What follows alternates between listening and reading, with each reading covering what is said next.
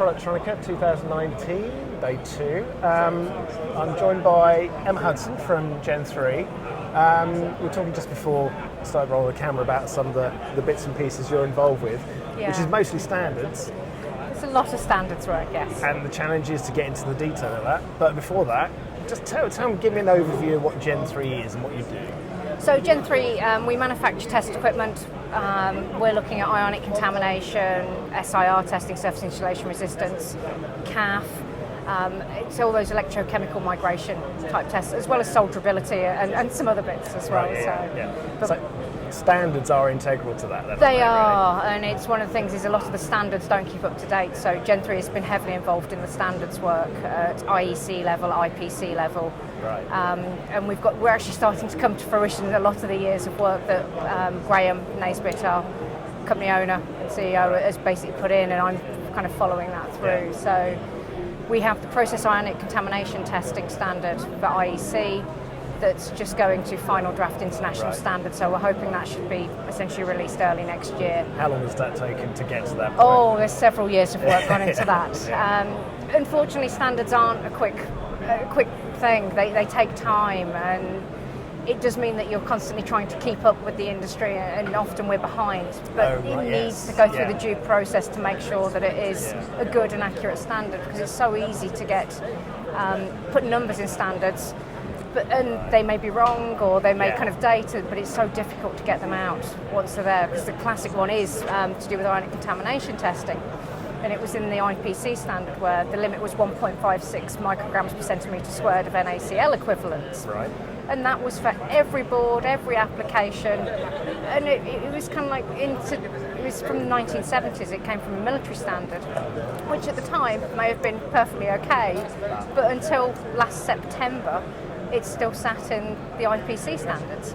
Yeah. So the theory with that now is with the PICT and the development of the SIR standards, is that you actually need to do some proper data analysis, do some proper testing, and quantitatively prove that 1.56 or whatever number you come up with is actually acceptable. Yeah. And so you do that through the SIR testing to begin with, and then you use the ionic contamination, the PICT, process ionic contamination testing, you monitor the kind of production with it. Right. You generate the number that's good for you from it. Yeah. So it's all that work. So the PICT standard for IEC is nearly due for release. Right. And we have 2 SIR standards that we're working with at IEC level as well.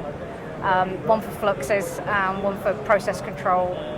And those now, again, many years of work to get them right, and we're just about to get to committee draft for voting stage, which essentially means that they're technically locked down now, and it's just editorial and type general comments that will come in from the various national committees.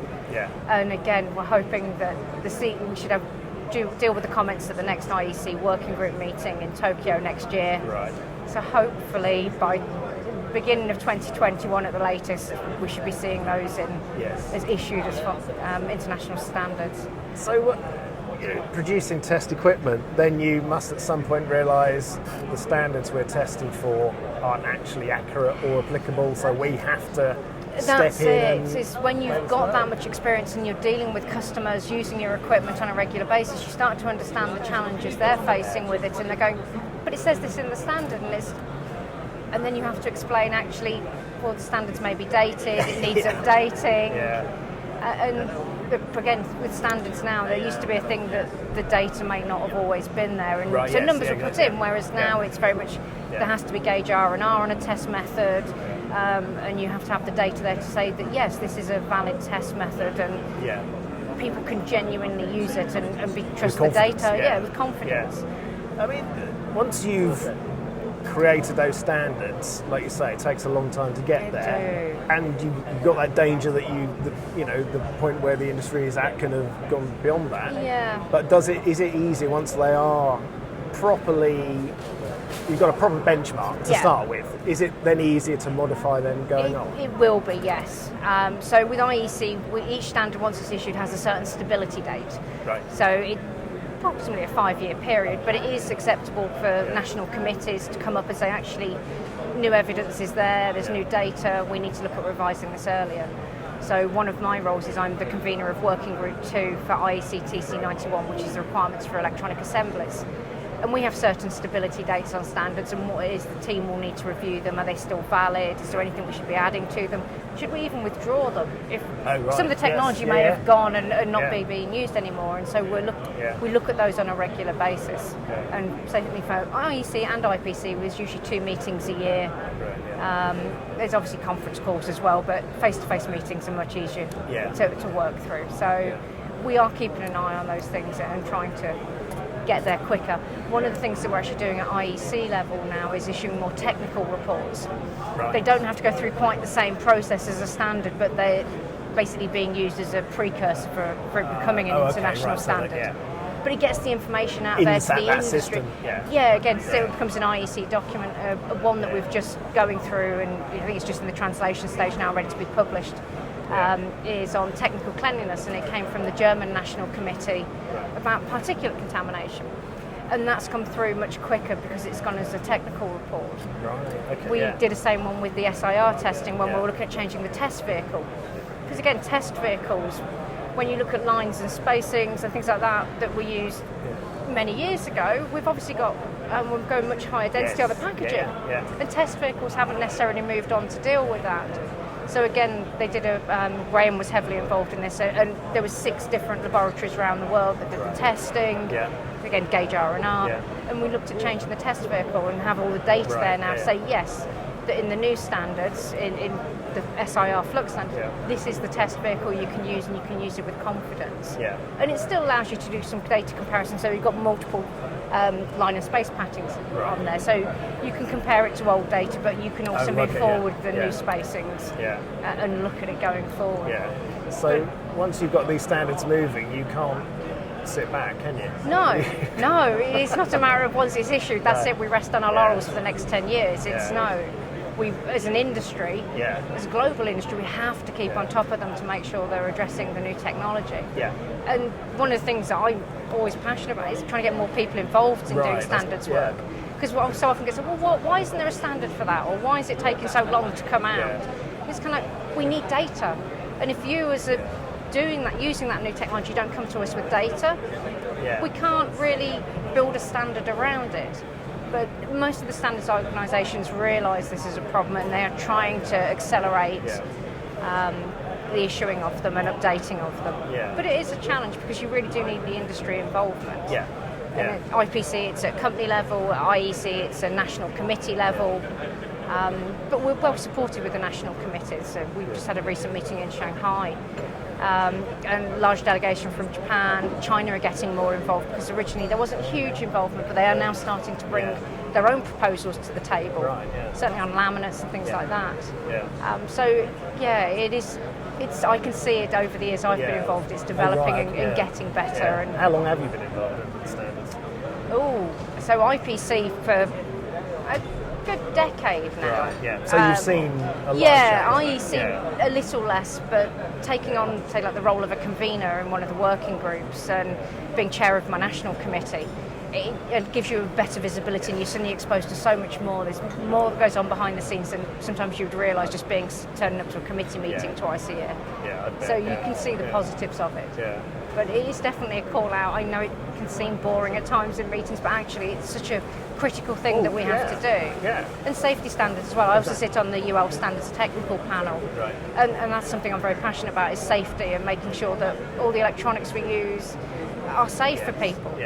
I'm involved in a charity in the UK called Electrical Safety First, and I sit on their board of trustees, and they're worried about the consumer and the safety of the consumer. Obviously certain incidents with white goods have happened in the UK recently, and it's making sure that the electronics that go into them are safe. And so all these standards we need, and it also helps with trade as well. If we're all globally on the same page, it makes trade so much easier. Yes, exactly.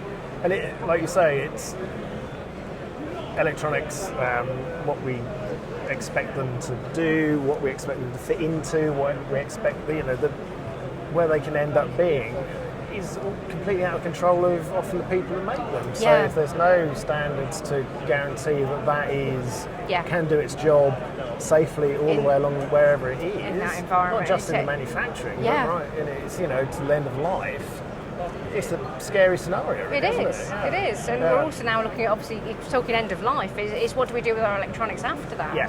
And we're starting to look at those sorts of things as well, is what happens next. Yeah, and I think that's a question that is going to be put to manufacturers,